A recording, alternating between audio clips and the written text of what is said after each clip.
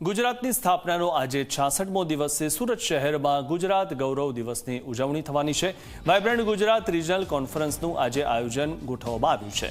CM Bhupendra પટેલના હસ્તે કોન્ફરન્સનું ઉદ્ઘાટન થશે અને ડુમસ ફેઝ પર રાત્રે 250 કલાકારોનો કાર્યક્રમ છે અને મંચ પર જીવંત કરશે સુરતનો ભવ્ય ઇતિહાસ। ત્યારે વાઇબ્રન્ટ ગુજરાત રિજનલ કોન્ફરન્સનું આજે આયોજન કરવામાં આવ્યું છે। થોડી જ વારમાં આ જે કોન્ફરન્સ છે તે શરૂ થશે અને ડુમસ ફેઝ પર રાત્રે 250 કલાકારો આ કાર્યક્રમ જે છે તેમાં ભાગ લેશે। વાઇબ્રન્ટ ગુજરાત રિજનલ કોન્ફરન્સનું આયોજન સુરત ખાતે કરવામાં આવ્યું છે। આપ જોઈ શકો છો આજે 1 મે છે અને ગુજરાત સ્થાપના દિવસ પણ છે।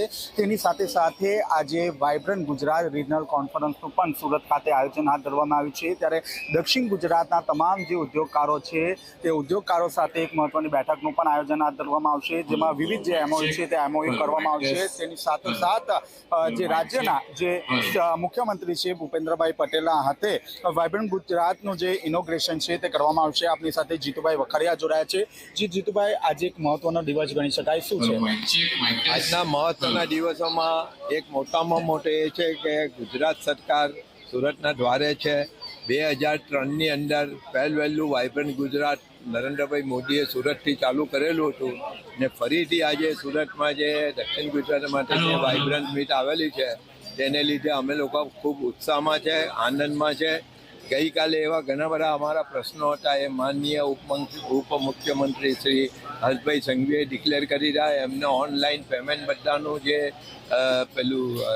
એનું હતું તે બધું એ કરાવ્યું છે। બીજી વસ્તુ કે ફ્યુચરિસ્ટિકના પ્લાનિંગ માટે ઉદ્યોગોને શું જરૂર છે તેની એક તો અમારે ચર્ચા ચાલે છે ને તે એ લોકો ચોક્કસ પ્લાનિંગ કર્યા છે। તેની સાથે જગ્યા છે, અમારે ટર્સરી ટ્રીટમેન્ટ પ્લાનિંગનું એક પ્રોજેક્ટ છે તે પૂરો થશે અને જે સૌથી મોટો જે પ્રોજેક્ટ છે તે કદાચ 5,000 કરોડ ઉપરની કિંમતનો છે, તો તે પણ રાજ્ય સરકારે અમારી સાથે એ કરીને એમાં 80% રાજ્ય સરકાર આપશે ને 20% જ આ થશે। એટલે દક્ષિણ ગુજરાતનું ને ખાસ કરીને સુરતનું જે પર્યાવરણનો પાણીના પર્યાવરણનો મુદ્દો છે એ ખૂબ જલ્દીથી સોલ્વ થઈ જશે અને ઉદ્યોગો માટે એક આ બહુ મોટું જે ફાયદો છે પર્યાવરણને લગતો એ થશે।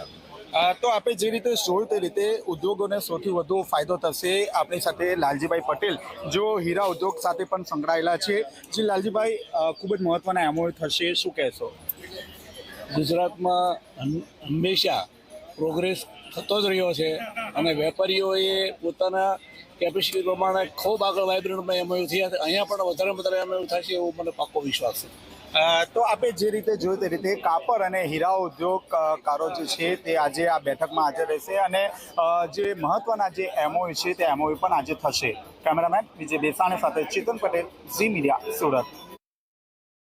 ગુજરાત સ્થાપના દિવસે જ્યારે વાઇબ્રન્ટ ગુજરાત સુરતમાં જવા થઈ રહ્યું છે ત્યારે દક્ષિણ ગુજરાત જે ઔદ્યોગિક હબ ગણાય છે, લોજિસ્ટિકલી અને લો એન્ડ ઓર્ડર સિચ્યુએશનમાં જ્યારે ગુજરાત સમગ્ર ગુજરાત દેશમાં નામ ધરાવે છે ત્યારે આ investment zone the best destination for investment for all investors થશે અને વધુમાં વધુ રોકાણ આવશે।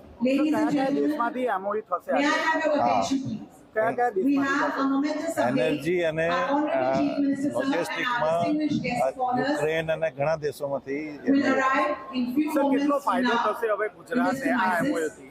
ગુજરાતને હંમેશા વાઇબ્રન્ટથી 2 દાયકાથી ફાયદો થયો જ છે અને હવે આ જ્યારે મેચ્યોરિટી આવી છે ત્યારે વધુમાં વધુ ઇન્વેસ્ટરો ગુજરાત મળી રહ્યા છે। वाइब्रेंट गुजरात के लिए हमें आज बहुत खुशी है कि पहली बार इतना बड़ा आयोजन किया और हम सबको स्टॉल्स मिले हैं। और यहाँ पे एक खूबी ये भी है कि हमारे आजू बाजू बैंकें भी दी हुई है कि हमको जैसे बैंक के साथ जुड़ना है, जैसे लोन लेनी है या क्रेडिट कार्ड लेना है या QR कोड लेना है और डायरेक्ट अपने बैंक में पैसे लेना है, उसकी सुविधा भी बहुत अच्छी है।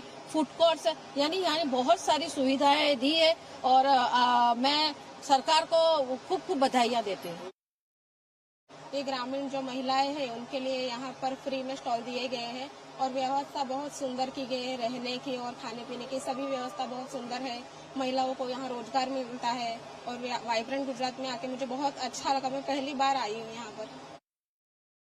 वाइब्रेंट से कंपनी को बहुत ही ज़्यादा फ़ायदा होता है, कनेक्शंस बनते हैं, काफ़ी एक दूसरे को इंडस्ट्री जो है जुड़ती है, काफ़ी बड़े बड़े जो है लोग जो है आके कनेक्शन जैसे फाइनेंस इंडस्ट्री के साथ और काफ़ी बड़ी चीज़ें यहाँ से होती है, तो इसको एग्जीक्यूशन करने के अंदर काफ़ी फ़ायदा हो जाता है।